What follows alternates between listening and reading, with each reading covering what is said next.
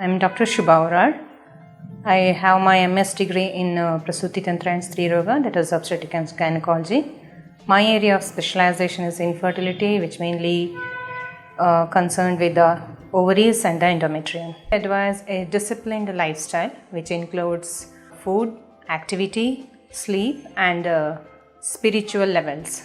In the food, we advise them to take regularly, take the food in the regular intervals, take a normal amount of the food, not to eat in the binge, and eat early in the night times.